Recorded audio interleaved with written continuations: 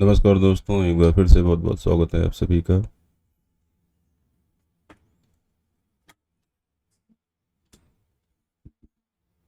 यदि आप ध्यान रखिएगा, बैंक के किसी भी एग्ज़ाम की तैयारी कर रहे हैं, ध्यान रखिएगा जैसे कि RBI, SBI, RRB, PO and clerk. इसके अलावा NABARD, SIDBI, Exim bank, NHB, ठीक है। इन सभी से संबंधित किसी भी बैंक के एग्ज़ाम की अगर आप तैयारी कर रहे हैं तो ये क्लास आपके लिए महत्वपूर्ण होने वाली है। और अगर हम बात करें, ध्यान रखिएगा, लेटेस्ट अपडेट या लेटेस्ट वैकेंसी की अगर हम बात करें, ठीक है, तो लेटेस्ट वैकेंसी की अगर हम बात करें, कौन कौन सी वैकेंसी हैं जो इस समय आई हुई हैं आपकी, ठीक है। हमने आपको इसके पहले ही बताया था कि अभी बैंक ऑफ बड़ौदा की वैकेंसी आई हुई है और आईडीबीआई की वैकेंसी आई हुई है। एसबीआई में सर्कल बेस्ड ऑफिसर की आई हुई है, यूनियन बैंक में आई हुई है, यूबीआई में, ठीक है, यूबीआई में आई हुई है, और आईओबी, इंडियन ओवरसीज बैंक में आई हुई है, ठीक है। इनके बारे में हमने नोटिफिकेशन के बारे में अपने चैनल पे बताया हुआ है, आप इसको देख लीजिए और अपनी क्वालिफिकेशन के अकॉर्डिंग अप्लाई कर सकते हैं। यहाँ पर हम डेली, ध्यान रखिएगा, current banking and financial awareness को डिस्कस करते हैं, जो कि किसी भी बैंक के एग्ज़ाम का कोर होता है। मतलब ये ही पूछा जाता है आपके बैंक के एग्ज़ाम में, यहाँ से ही क्वेश्चन आते हैं, ठीक है, इसके बाद से कोई क्वेश्चन नहीं आता है। तो टारगेट एग्ज़ाम की बात करें, जो टारगेट आपका एग्ज़ाम है, ध्यान रखिएगा, आने वाले टाइम 2025 में जो मुख्य रूप से एग्ज़ाम आपके आएंगे, ठीक है, जैसे कि बात करें आपका आईबीपीएस है, आईबीपीएस पीओ या फिर क्लर्क हो आपका, ठीक है, या फिर आपका आरआरबी पीओ या क्लर्क हो, ठीक है। ये सारे जितने भी आपके एग्जाम आने वाले, ध्यान रखिएगा, सभी के लिए क्लास महत्वपूर्ण होगी। अभी जो वैकेंसी, ध्यान रखिएगा, जैसे कि एसबीआई पीओ का भी वैकेंसी आती है हर साल, और एसबीआई पीओ आएगा ही आएगा, ठीक है, तो ये वैकेंसी आपकी आनी है। आइए देखते हैं आगे आज कौन सा क्वेश्चन है जो महत्वपूर्ण है, ठीक है। तो जैसे देखो यहाँ पे पहला क्वेश्चन है, केंद्र सरकार ने 1 मई 2025 से, ठीक है, एक राज्य एक क्षेत्रीय ग्रामीण बैंक नीति लागू कर दी है। ये क्वेश्चन महत्वपूर्ण है आपका, ठीक है। यहाँ पे एक राज्य, one state one RRB policy लागू कर दी है, और ये डेट आपको ध्यान रखना है, 1 मई 2025 से। इस नीति के तहत 11 राज्यों और केंद्र शासित प्रदेशों में कार्यरत 26 आरआरबी का विलय कर दिया गया। 26 आरआरबी को यहाँ पे ध्यान रखिएगा मिला दिया गया, मर्ज कर दिया गया है, जिससे कुल आरआरबी की संख्या 43 से घटकर 28 हो गई है, ठीक है। इस कदम का उद्देश्य परिचालन दक्षता बढ़ाना और, यानी एक बात और देखिए, परिचालन दक्षता बढ़ाना और वित्तीय स्थिरता सुनिश्चित करना है, ठीक है। तो the move aim to improve operational efficiency and ensure financial stability. After the consolidation, 28 RRBs will now operate through over 22,000 branches in 700 district. मतलब मर्ज करने के बाद अभी सब 28 आरआरबीज देश में काम करेंगी। 700 जिलों में 22,000 से अधिक शाखाएं हैं इनकी। तो यहाँ पे दो चीज़ें होती हैं, देखो, पहली बात तो जो आरआरबीज है ये लॉस में भी चल रही थी बहुत सारी, ठीक है। लॉस में चलने की वजह से यहाँ पे ऑपरेशनल जो इनकी एक्टिविटी है, ध्यान रखिएगा, या ऑपरेशनल एफिशिएंसी है, इसको बढ़ाने के लिए, फाइनेंशियल स्टेबिलिटी बढ़ाने के लिए, यहाँ पे दो पॉइंट जरूर आप ध्यान रखेंगे। पहला पॉइंट है, ध्यान रखिएगा, ऑपरेशनल, ठीक है, ऑपरेशनल एफिशिएंसी, पहला पॉइंट ये ध्यान रखेंगे। और दूसरा पॉइंट इसमें ध्यान रखेंगे, जिसकी वजह से मर्ज की गई है, दूसरा पॉइंट यहाँ पे ध्यान रखेंगे, फाइनेंशियल सस्टेनेबिलिटी, ठीक है, फाइनेंशियल। क्योंकि जब एग्जाम में पूछेगा तो यही पूछेगा कि क्यों इनको मर्ज किया गया, क्या रीजन रहा है, तो दो रीजन यहाँ पे, इसको ध्यान रखिएगा, ठीक है। इसके बाद इनकी संख्या कितनी हो जाएगी, ठीक है, मर्ज करने के बाद, ये सब जरूर ध्यान रखिएगा। थोड़ा सा आरआरबीज के बारे में और जान लेते हैं, तो जो आरआरबीज ध्यान रखिएगा, ठीक है, रीजनल रूरल बैंक की अगर हम बात करें, तो अगर इससे संबंधित आयोग की बात करें, ठीक है, या कमेटी की बात करें, तो जो एम स्वामीनाथन एम स्वामीनाथन आयोग, ठीक है, कौन सा आयोग फेमस है? एम स्वामीनाथन आयोग, ठीक है। यह कमेटी अगर आपसे पूछे, इनका संबंध या इन्हीं को फादर ऑफ ग्रामीण बैंक भी कहा जाता है, ठीक है, एम स्वामीनाथन। और 2 अक्टूबर 1975, ठीक है, ये डेट याद रखेंगे, जब पहली फर्स्ट आरआरबी जिसका नाम है प्रथमा बैंक, ठीक है, देखो इसको याद करना आसान है। प्रथम आरआरबी की बात करें जब, तो इसी का नाम है प्रथमा बैंक, ठीक है। प्रथमा बैंक जो है पहली ग्रामीण बैंक स्थापित की गई थी, और जो प्रथमा बैंक थी, ठीक है, ये प्रथमा बैंक जो थी, ध्यान रखिएगा, ये स्थापित की गई थी उत्तर प्रदेश के मुरादाबाद। कहाँ पे? उत्तर प्रदेश के मुरादाबाद में स्थापित की गई थी। इसकी जो स्पॉन्सर बैंक है, इसका नाम है सिंडिकेट बैंक। सिंडिकेट बैंक इसकी स्पॉन्सर बैंक, ठीक है। ग्रामीण बैंक की स्थापना में जो कैपिटल यूज होता है, ये कैपिटल शेयर भी पूछ लेता है, ठीक है। इसमें पैसा 3 लोगों का हिस्सा होता है, एक तो सेंट्रल गवर्नमेंट का होता है, दूसरा होता है स्टेट गवर्नमेंट का, और तीसरा होता है स्पॉन्सर बैंक का। सेंट्रल गवर्नमेंट की हिस्सेदारी 50% होती है, स्टेट गवर्नमेंट की 15% होती है, और स्पॉन्सर बैंक की 35% हिस्सेदारी ग्रामीण बैंकों में होती है। तो ये कैपिटल शेयर होता है। पहली ग्रामीण बैंक प्रथमा बैंक थी, कहाँ पे? मुरादाबाद में, यूपी के। सिंडिकेट बैंक के इसको स्पॉन्सर बैंक, ध्यान रखिएगा।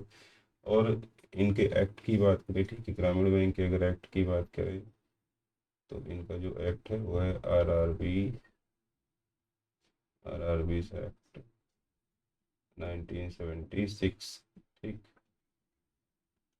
और नियंत्रण पे कौन रखता है, किसके अंतर्गत ये काम करती? तो आरबीआई इनको कंट्रोल करता है, और इन पे जो निगरानी रखता है इनके काम की, ठीक है, इनके कामों पर निगरानी रखता है, वो है आपका NABARD, national bank for agriculture and rural development, ठीक है। नाबार्ड इनके कार्यों पर निगरानी रखता है। अब यहाँ पे बात करते हैं, कुछ क्वेश्चन है, इसको देख लेते हैं थोड़ा सा। पहला क्वेश्चन है, जैसे ये नोट कर लेंगे, अब इसको यहाँ पे मिटा देते हैं, ठीक है। ये सारा पॉइंट आपने नोट कर लिया होगा। पहले क्वेश्चन की बात करते हैं यहाँ पे, इसी से संबंधित, जो कि महत्वपूर्ण है। From which date has the centre implemented the one state one RRB policy? ये कब से लागू हो गई है, ठीक है। तो ए यहाँ पे भी जैसे हमने ऊपर पढ़ा ही है, तो ऑप्शन आपसे कई सारा देगा, तो आपका जो सही आंसर हो जाएगा 1 मई 2025, ये राइट आंसर हो जाएगा, ठीक है। दूसरा क्वेश्चन की बात करें, after the implementation of one state one RRB what is the total number of RRBs in India? कितनी आरआरबीज भारत में बचेंगी? 43, 35, 28, 25, तो 28 आरआरबीज बचेंगी, ठीक है, अभी अभी पढ़ा। इसके बाद अगला क्वेश्चन देखते हैं। The one state one RRB policy was implemented in how many states and union territories? ठीक है, 10, 11, 12, 13, तो ये सही आंसर है 11। Next question, how many total district will now be covered by the 28 RRBs post amalgamation? तो यहाँ पे ध्यान दीजिएगा, कितने डिस्ट्रिक्ट की बात की जा रही है, कितने डिस्ट्रिक्ट में आरआरबी सब काम करेंगी मर्ज करने के बाद, मर्ज होने के बाद जो 28 आरआरबी बचेंगी? 600, 650, 700, 750, तो इसका सही आंसर हो जाएगा, ध्यान रखिएगा, अभी ऊपर पढ़ा ही है, 700। Next question, how many branches will be operated by the 28 RRBs after consolidation? Merge करने के बाद कितनी ब्रांचेस जो है काम करेंगी? 15,000, 18,000, 22,000, 25,000, तो 22,000 ग्रामीण बैंक की ब्रांचेस काम करेंगी। कुल 28 आरआरबीज होंगी अभी जो काम करेंगी 11 राज्यों में 22,000 ब्रांचेस के साथ 700 जिलों में काम करेंगी। ठीक है, ये वो मेन पॉइंट है। कब से लागू हुई है 1:1 आरआरबी पॉलिसी? 1 मई 2025 से। ठीक है, ये कुछ पॉइंट है जो इसको याद रखना है। आगे आते हैं, यहाँ से एक क्वेश्चन आएगा ही आएगा एग्जाम में।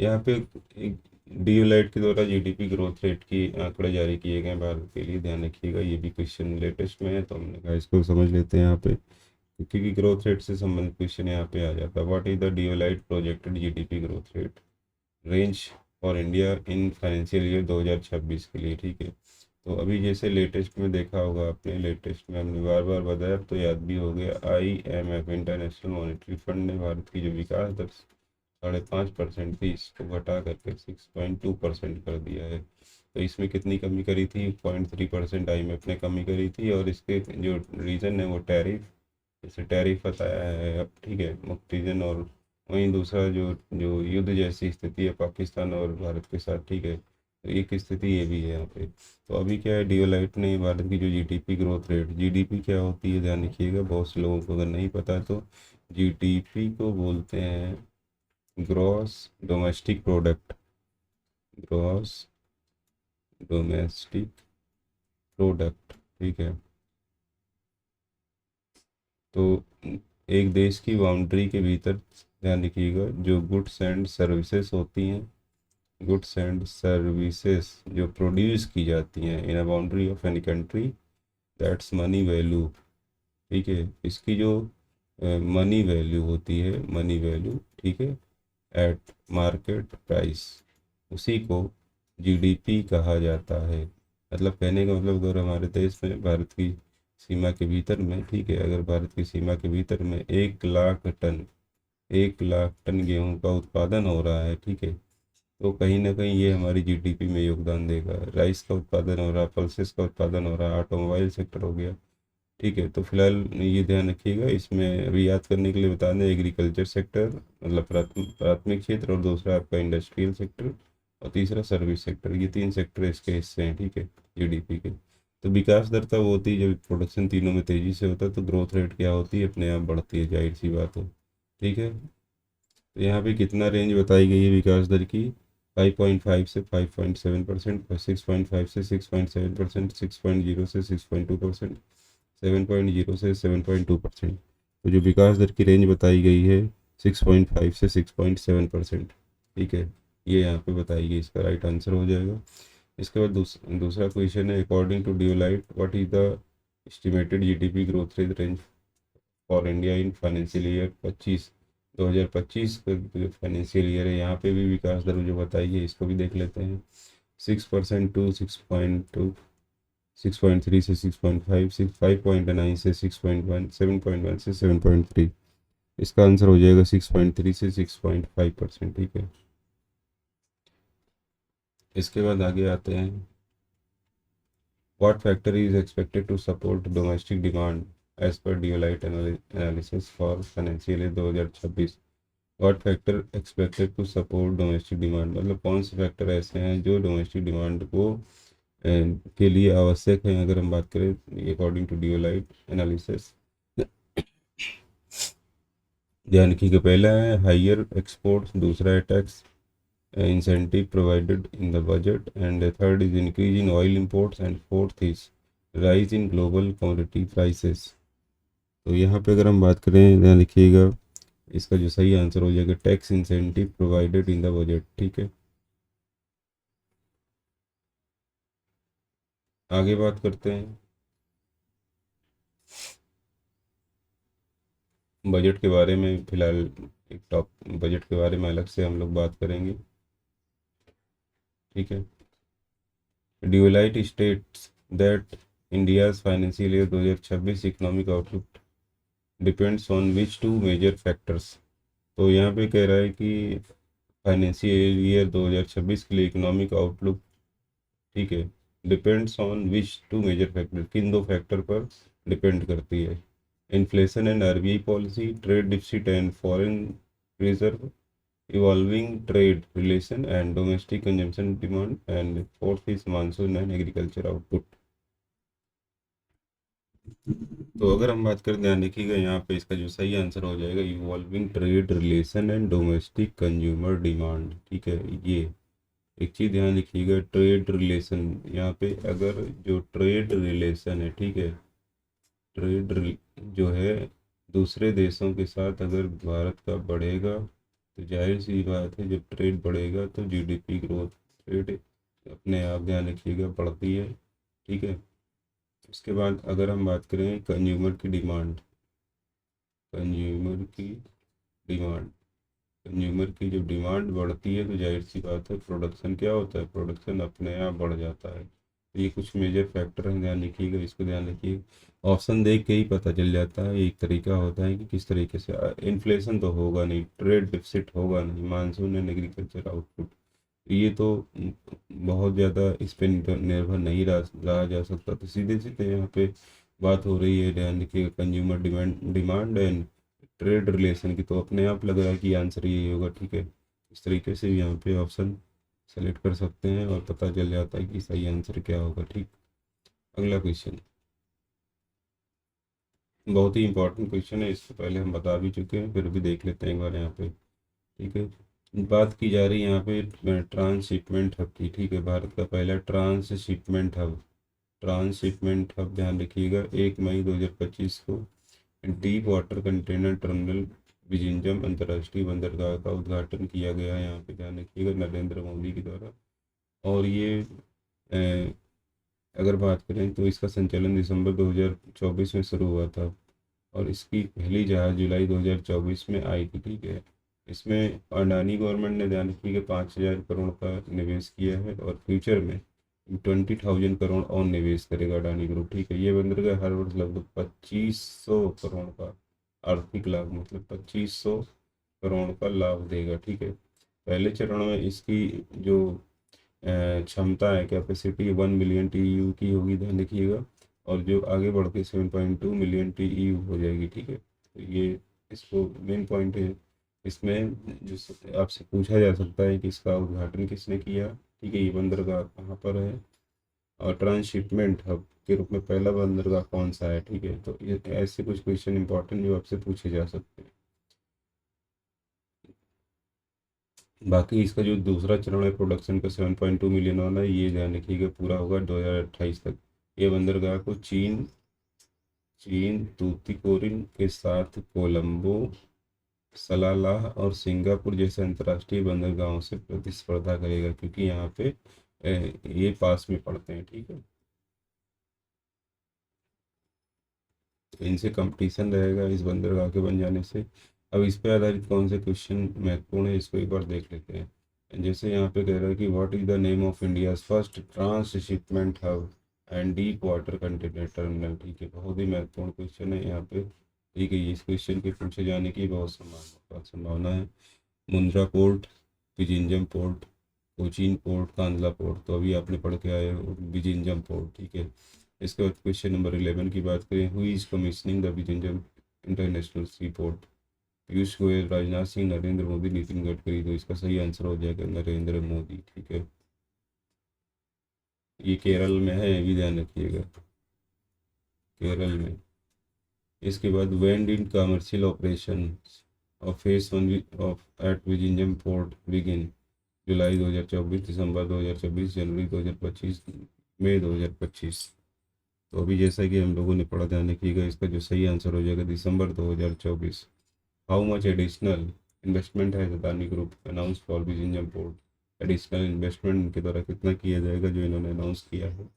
तो स्टार्टिंग में इन्होंने जैसे कि यहाँ पे इन्वेस्ट किया, अगर हम बात करें 5,000 करोड़, 10,000 करोड़, 15,000 करोड़, तो इसका सही आंसर होगा यहाँ पे, जैसे कि ऊपर पढ़ चुके हैं, तो 20,000 करोड़। सेकेंड फेज में इनके द्वारा जो इन्वेस्टमेंट किया जाएगा एडिशनल इन्वेस्टमेंट किया जाएगा 20,000 करोड़ का। ठीक है,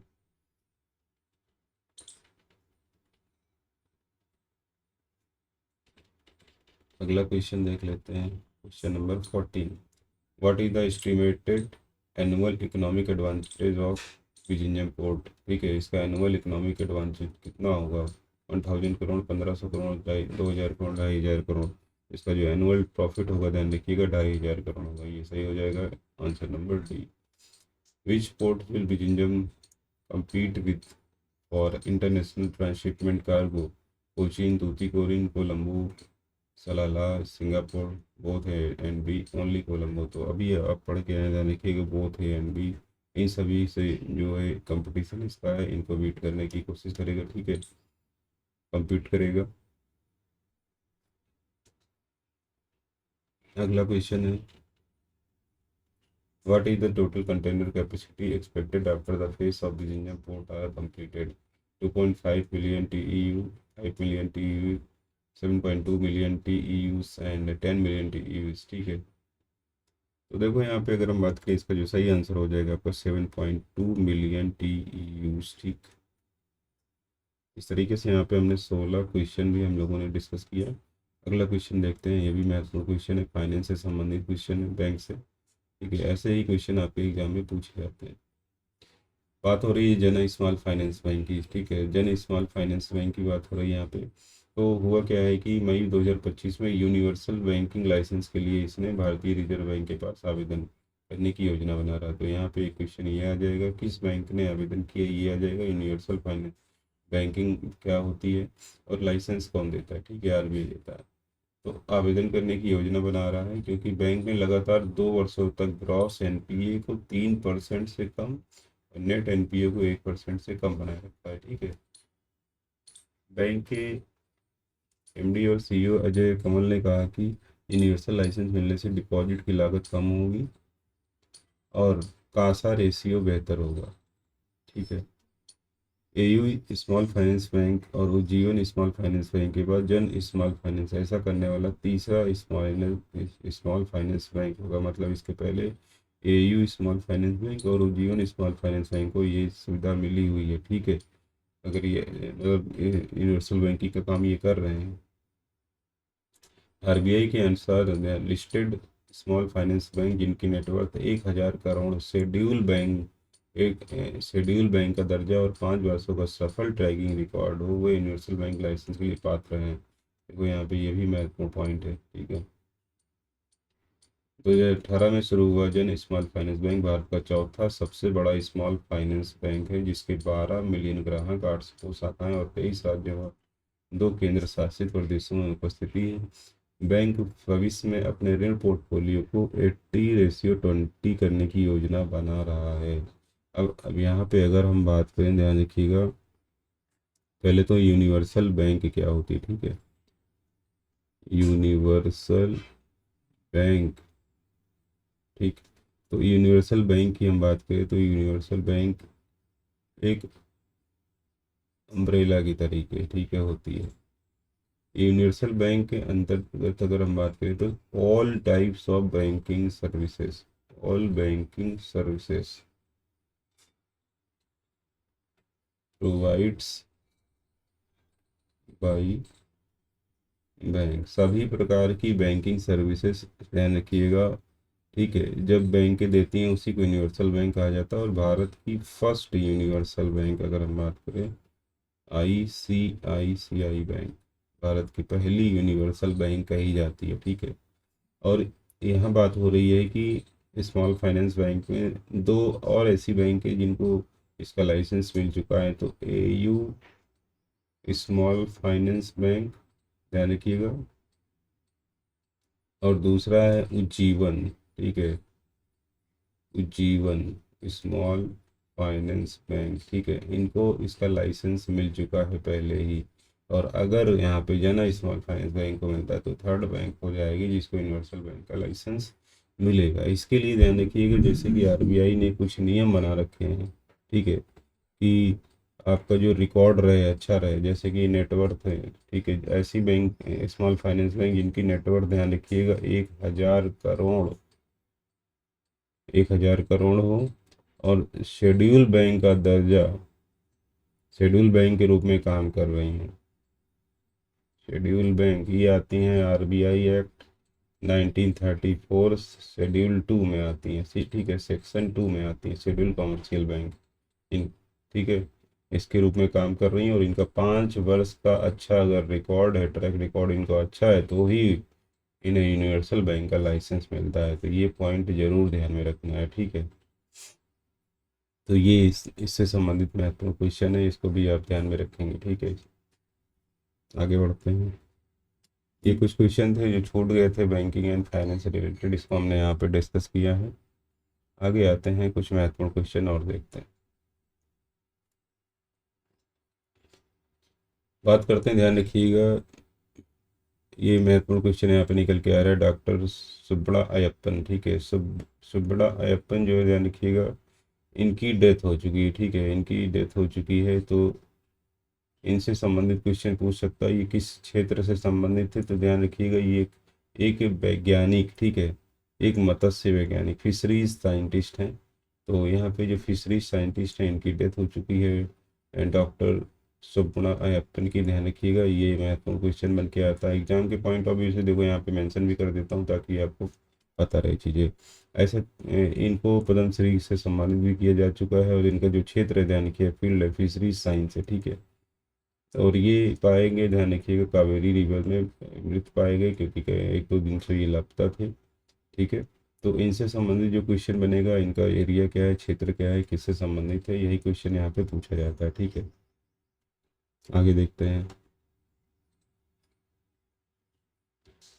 सरकारी समर्थन प्राप्त e commerce platform open network for digital commerce, ONDC ने अनाउंस किया, ध्यान रखिएगा, घोषणा करी है कि इसके मौजूदा मुख्य परिचालन अधिकारी जो चीफ ऑपरेटिंग ऑफिसर होंगे, ध्यान रखिएगा, विभोर जैन को तत्काल प्रभाव से कार्यकारी मुख्य अधिकारी नियुक्त किया गया है। तो ये क्वेश्चन यहाँ पे निकल के आता है, ठीक है। ई कॉमर्स का मतलब ये होता है जो ऑनलाइन सेलिंग होती है, ध्यान रखिएगा, ऑनलाइन जो सेलिंग होती है वस्तुओं की, उसी को ई कॉमर्स कहा जाता है। और ये वेबसाइट के थ्रू या ऐप के थ्रू, ध्यान रखिएगा, जो होती है, ठीक। तो इसको गवर्नमेंट का मतलब समर्थन है,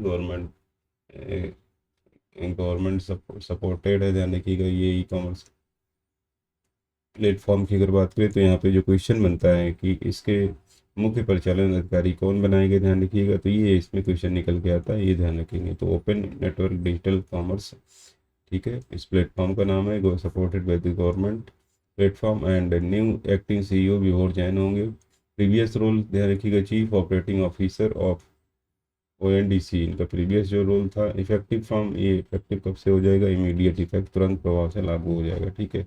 ये क्वेश्चन निकल के आता है, इंपॉर्टेंट क्वेश्चन है, ये भी आपके एग्जाम में पूछा जा सकता है।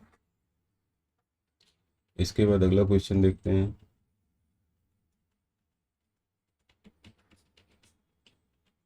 देखो यहाँ पे इनकम टैक्स डिपार्टमेंट ने क्या किया है कि ITR यहाँ पे 7 लॉन्च किया है,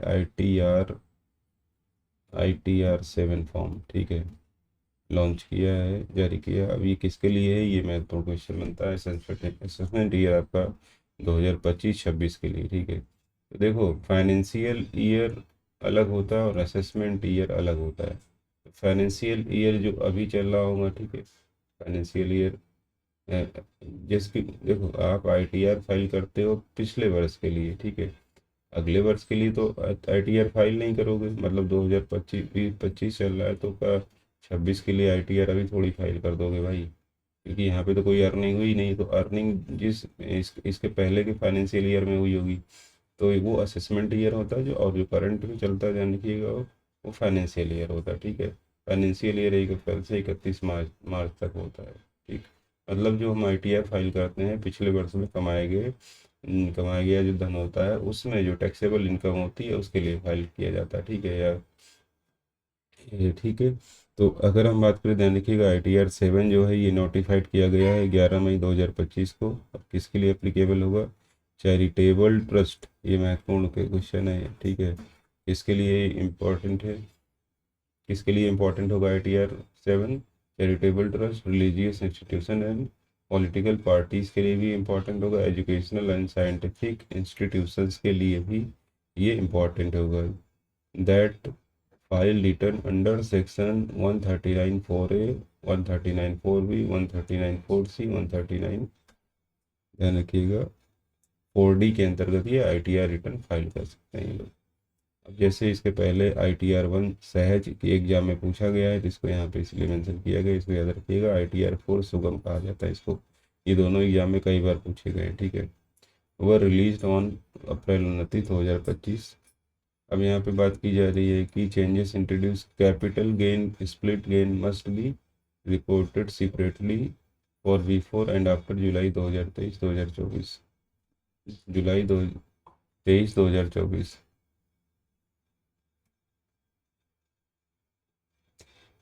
मतलब यहाँ पे कैपिटल गेन की बात की जा रही है, इसको अलग से दिखाया जाएगा, ठीक है।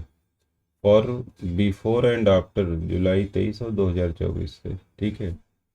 इसके बाद का और पहले का अगर हम बात करें तो जो कैपिटल गेन है इसको अलग से दिखाया जाएगा। New LTGC rate real estate 12.5% without induction indexation optional and versus 20% of the indexation, ठीक है। ITR 3 assessed liability and reporting threshold raised from 50 lakh to 1 crore. तो यहाँ पे ITR 3 के अंतर्गत कहा गया है कि asset and liability reporting threshold इसको ये बढ़ा दिया गया, ध्यान रखिएगा, 50 लाख से 1 करोड़ कर दिया गया है। तो ये ITR 3 के अंतर्गत है, ठीक है। फिलहाल ITR 7 से जो आपसे इम्पोर्टेंट क्वेश्चन बनेगा,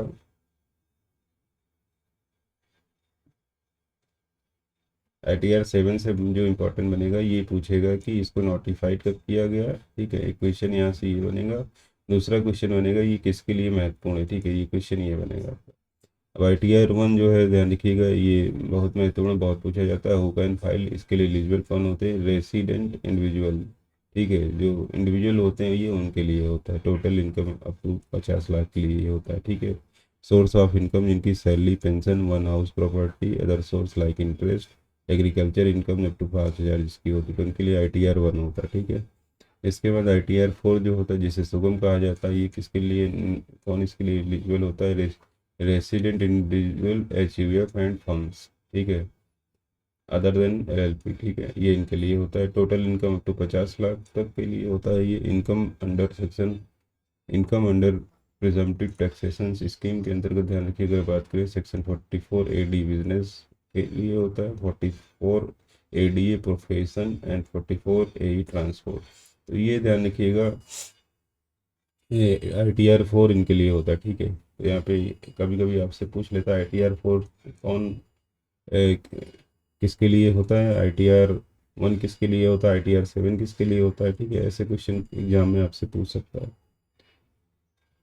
अगला क्वेश्चन है नॉमिनी से रिलेटेड, ध्यान रखिएगा, जिसमें इलाहाबाद हाई कोर्ट ने अपना डिसीजन सुनाया है। इसको हम कहानी बता दें है क्या, ध्यान रखिएगा। इसमें जो ये कुसुम जो जी हैं, ध्यान रखिएगा, कुसुम और इनके हस्बैंड है आनंद कुमार, ठीक है, आनंद कुमार। कुसुम की माता जी ने, ध्यान रखिएगा, इनका इंश्योरेंस करवाया हुआ था जब, ठीक है, ये जब छोटी थी इनका इंश्योरेंस इनकी माता जी ने कराया था और खुद को नॉमिनी बनाया था। खुद को इनकी मदर ने नॉमिनी बनाया था, ठीक। कुसुम की शादी हो जाती आनंद कुमार जी के साथ, ठीक है। और शादी होने के बाद ये अपने घर जाती हैं, इनकी एक छोटी बच्ची होती है और फिर इनकी डेथ हो जाती है कुसुम की, ठीक है। और बाद में क्या होता है कि जो इंश्योरेंस पॉलिसी है इसके लिए ओनरशिप के लिए दोनों लोग कोर्ट में जाते हैं। आनंद कुमार जी केस करते हैं और उनकी मदर जो कि जो पहले से नॉमिनी थी, ठीक है। तो कोर्ट ने यहाँ पे जो डिसीजन दिया है, उन्होंने कहा है कि जो नॉमिनी है, नॉमिनी केवल एक ट्रस्टी के रूप में काम करेगा। ट्रस्टी जो होते हैं ट्रस्टी का मतलब केयर टेकर एक तरीके से, ठीक है, ना कि उसका ओनरशिप हासिल करेगा। और इसका जो पैसा, ध्यान रखिएगा, जो चाइल्ड है उसको मिलेगा, चाइल्ड को मिलेगा, ठीक है।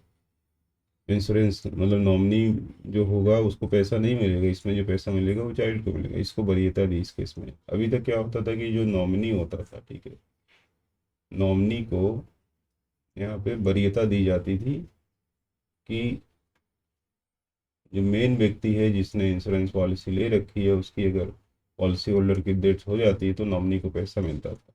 लेकिन इस केस में हाई कोर्ट ने ये डिसीजन दिया है। कुल मिला के यही इसमें बात कही गई जो हमने बताया। तो यहाँ पे मुख्य मुद्दा बीमा राशि का असली हकदार कौन है, नामित व्यक्ति, नॉमिनी या कानूनी उत्तराधिकारी, बात की गई। तो यहाँ पे जो निर्णय ध्यान रखिएगा, जो निर्णय आया हुआ है तो यहाँ पे कहा गया है कि कानूनी उत्तराधिकारी को प्राथमिकता दी गई है, ना कि नॉमिनी को, ठीक है। कोर्ट ने कहा कि नामित व्यक्ति केवल ट्रस्टी है, मालिक नहीं है, ठीक है। वही पॉइंट जो हमने बताया, यदि वसीयत नहीं है तो उत्तराधिकार कानून लागू होगा। बीमा राशि को नाबालिग पोती के नाम फिक्स डिपॉजिट में जमा करने का निर्देश दिया गया। देखिए ये बात कही गई है। और बीमा अधिनियम की धारा 39 उत्तराधिकार कानून से ऊपर नहीं है। नामांकन जो है स्वामित्व नहीं होता है, ये पॉइंट बताया गया, ठीक है। तो ये बहुत ही महत्वपूर्ण क्वेश्चन निकल के आता है। अगला क्वेश्चन है, new appointment in internet mobile association of India में नई नियुक्ति की गई है। तो इसमें कौन कौन से लोग नियुक्त किए गए, ध्यान रखिएगा। बात की जा रही है चेयरपर्सन की, अध्यक्ष की। यहाँ पे एन श्रीनिवासु को बिल डेस्क के जो सह संस्थापक है, ध्यान रखिएगा, ठीक है। तो ये इसके चेयरपर्सन बनाए गए, ध्यान रखिएगा, जो कि पूर्व अध्यक्ष हर्ष जैन ड्रीम स्पोर्ट के सीईओ, ठीक है, यहाँ पे इनकी जगह लेंगे, ठीक है। इनको रिप्लेस किया। इसके वाइस चेयरमैन बनाए गए, ध्यान रखिएगा, हर्षिल माथुर, रिजर्व पे के सह संस्थापक हैं ये। इसके बाद कोषाध्यक्ष बनाए गए, ध्यान रखिएगा, समीर निगम, ठीक है। तो यहाँ पे एक लाइन में अगर हम बात करें तो जो internet and mobile association of India है, ठीक है, internet and mobile association of India है, इसके जो चेयरपर्सन आपसे पूछ सकता है, जो कि सबसे महत्वपूर्ण बनेगा, एन श्रीनिवासु इसके चेयरपर्सन है, ठीक है। ये महत्वपूर्ण क्वेश्चन होता है। कंपनी जो है बिल डेस्क, ध्यान रखिएगा, किसको इन्होंने रिप्लेस किया है, हर्ष जैन को यहाँ पे इन्होंने रिप्लेस किया है। इसके पूछे जाने की संभावना सबसे ज़्यादा है, तो इसको जरूर ध्यान में रखें।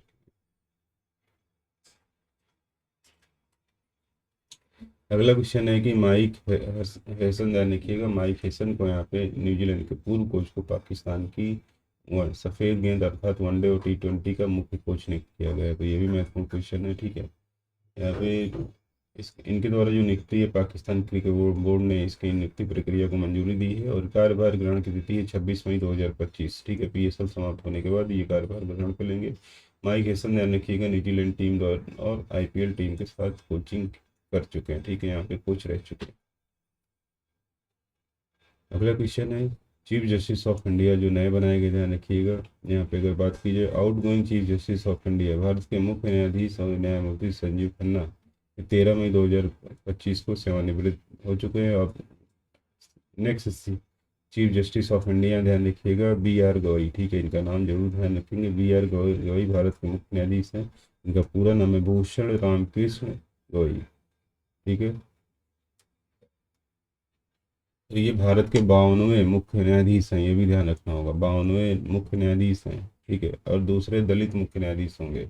इनकी शपथ ग्रहण की जो तिथि है 14 मई 2025 को ये शपथ लेंगे, ध्यान रखिएगा। महत्वपूर्ण क्वेश्चन बनता है, और शपथ कौन दिलाता है ये आपको पता ही होगा, द्रौपदी मुर्मू अर्थात राष्ट्रपति के द्वारा मुख्य न्यायाधीश को शपथ दिलाई जाती है।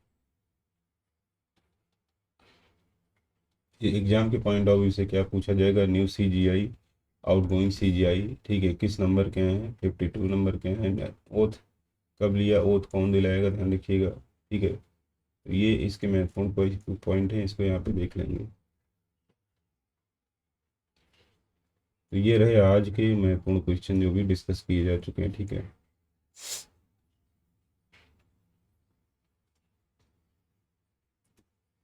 आज थोड़े क्वेश्चन यहाँ पे ज़्यादा हो गए हैं।